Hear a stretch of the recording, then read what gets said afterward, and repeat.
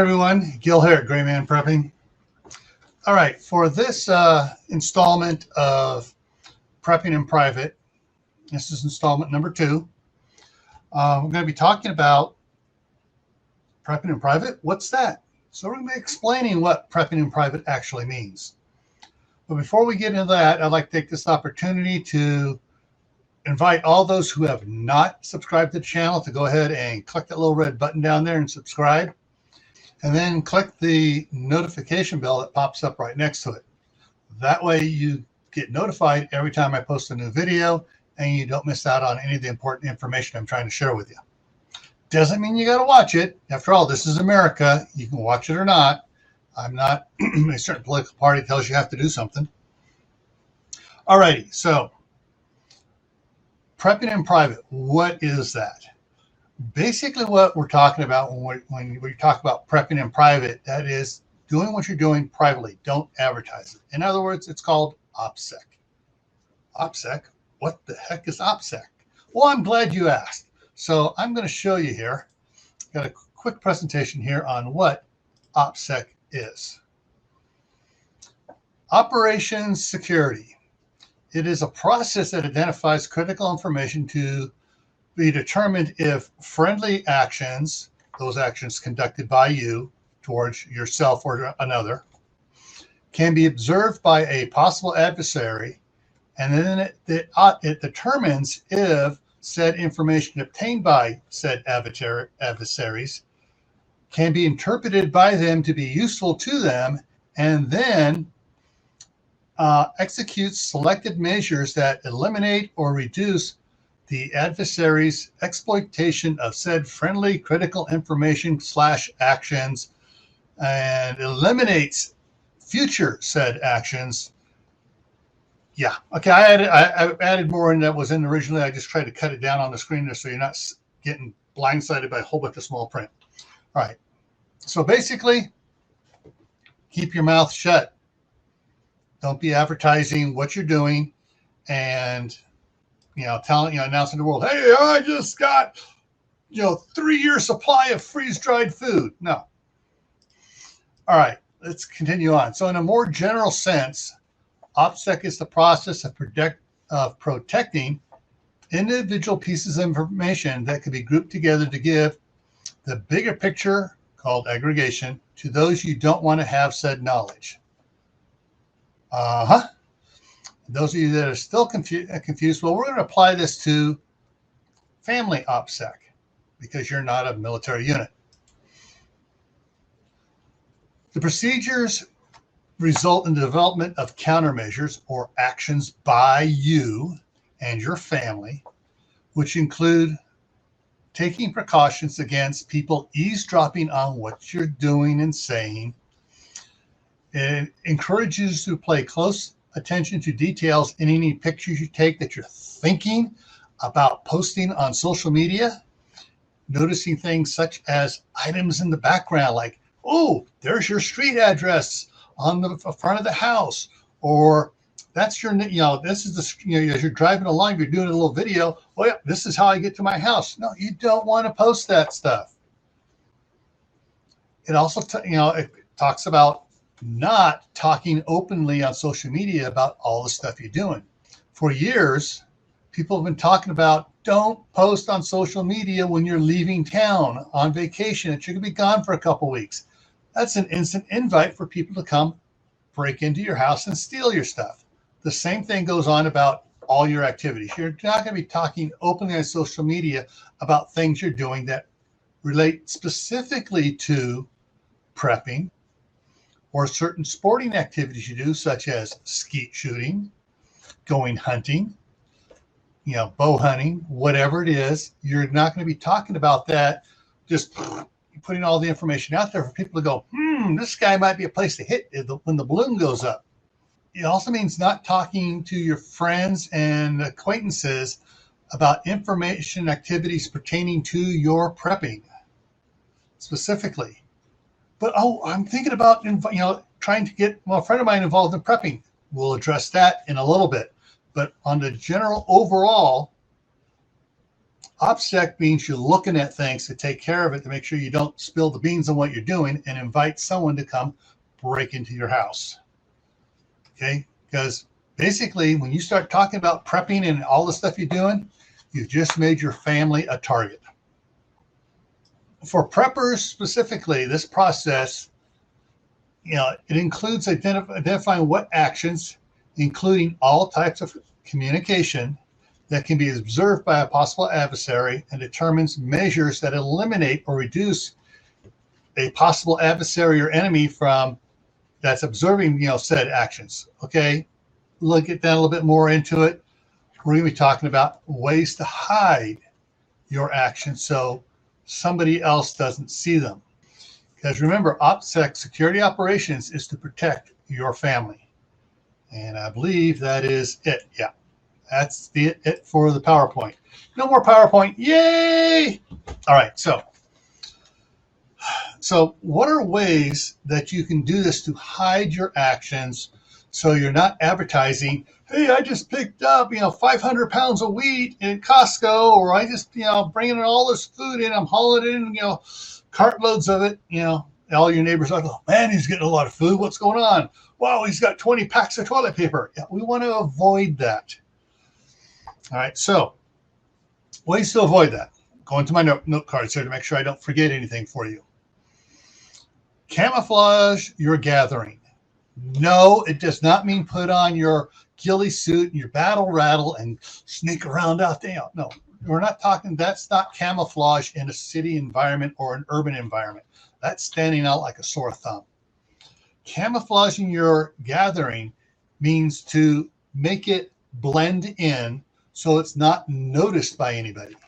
How do you do that? Well, make smaller trips. Don't go out and just pack the car full of stuff at Costco or Sam's Club or Walmart. Make smaller trips. That way, you're not coming with this big load of stuff. You can also, once you do go, don't haul it all in at once. Bring in the stuff that needs to go in, that's perishable and needs to go into the refrigerator right away. If you got a case of toilet paper, leave it in the car. You got a couple 25-pound bags of beans, leave them in the car till later. Go back out an hour and a half later and then bring one in. Go out and do it again. But when you go out, just kind of look around first before you go out. All right, nobody's out there peeking around. Go out, open the car, bring one in. Smaller trips, less. Oh, wait a minute, something's out of the norm. He's bringing in a ton of food. You want to don't stand out. All right, what other ways you can do it? You can hide stuff in moving boxes. Those little boxes you can buy at U-Haul or Home Depot for packing books and stuff in to move them. Hey, perfect. You have one of those in. You just load it up. And if someone does see you, oh yeah, I just got some books for my mom. She gave me a bunch of stuff. She's clearing out her stuff, So I'm taking some of the old childhood books, and that just goes right over. They don't want to hear it. That just goes right over their head. They go, yeah, fine, books, yeah, fine, no, go away. And they just go on down the road, saying, they don't want to be bothered by your books.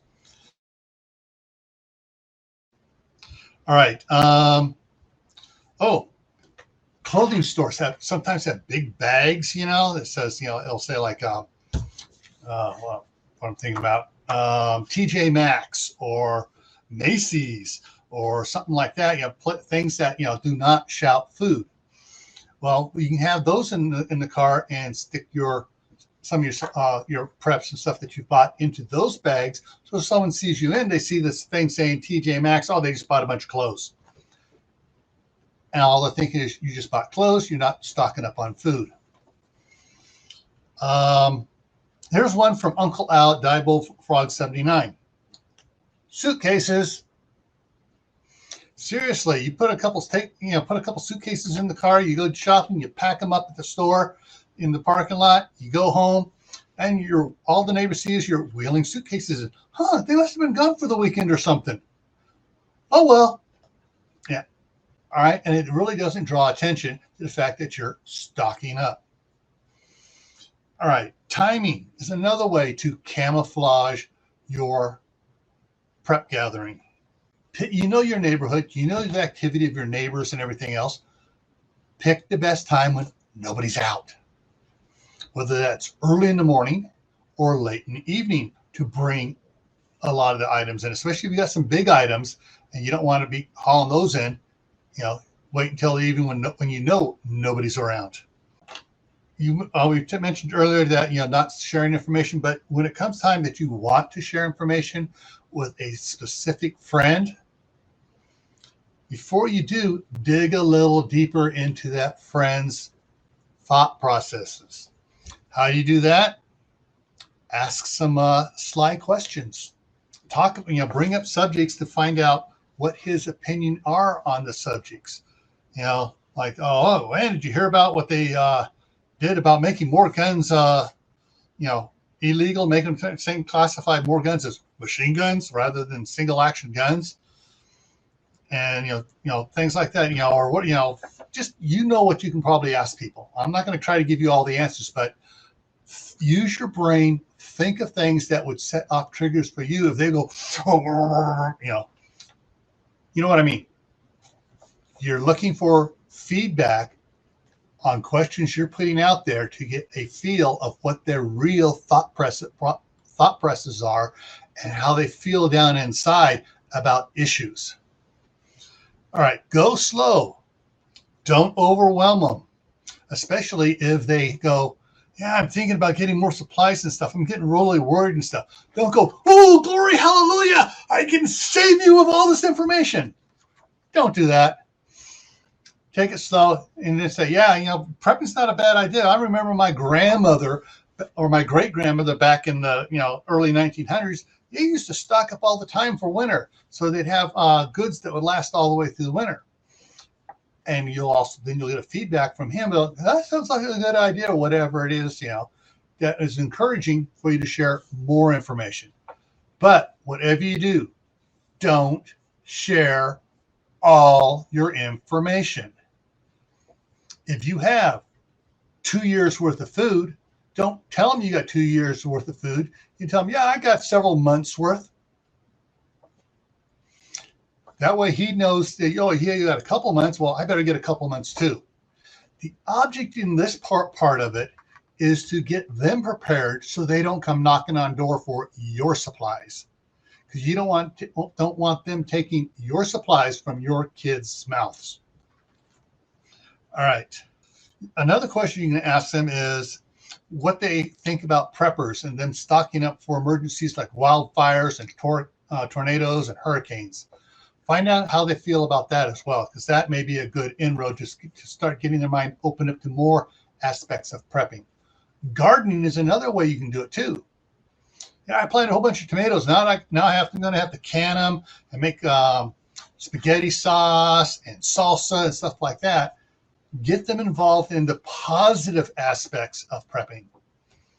All right, next point here. About now, some of you that have been watching me for a while, not only here on Gray Man Prepping, but on my other channel, Camppatton Family Compound, and I will put the link for that right up there. Or is it over here? Probably, it's on this side here, yeah. And it is, frankly, all the stuff I've shared, I haven't shared a quarter of what I have. You just did. No, you don't know what I have exactly and what it all is. So there's another point too that to consider is I've been doing emergency preparedness and preparedness since 1971. I have a little bit of expertise in the area, plus my other training in law enforcement. I've been a police officer and a deputy sheriff, and I just retired as a federal agent. Yeah, I have a bit of training on how to defend my family. My wife was a staff sergeant in a unit of drill sergeants. Yeah, she knows how to defend herself. My boys at scout camp, instantly in one day went through and got, their rifle merit badge. The next day got their shotgun merit badge. The next day got their archery merit badge. They went through and blew those courses off like that. They're very well trained. Plus, there's other training my wife and I have had that, sorry, not talking about it. You're just going to have to let your imaginations run. So my family and I are better situated than most at protecting ourselves. So if someone comes to steal our stuff, we'll just let it lie there and you use your imagination there. Oh, and I have plenty of other security measures in place. Plus, where I'm at, I'm teaching my neighbors that are also preppers about how to do stuff. So basically, someone wanders in here, they're wandering into a prepper village, as Rhodey said in Iron Man 2. This is the kill box. So I hope you have an aspect of what prepping in private means and how you can adapt it to yourself so that you can prep in private, get prepared without announcing to the world, oh, I got a ton of food and everything else. And so that you will be able to survive without everybody trying to come and take the food and supplies from you and your family. All right. So I'm going to wrap this up here now. But before I go, I just want to remind everybody, stay tuned. At the end, there's a 20-second little end screen with some links to some other videos you might be interested in. And as always, everyone, stay happy no matter what life throws at you. Stay safe. Don't do foolish stuff. And most of all, stay prepared. And I'll see you in the next video. Take care. And then click the notification bell that pops up right next to it. And that way you don't miss it out. That way you don't miss out on any of these videos and watch me stuttering all over the place.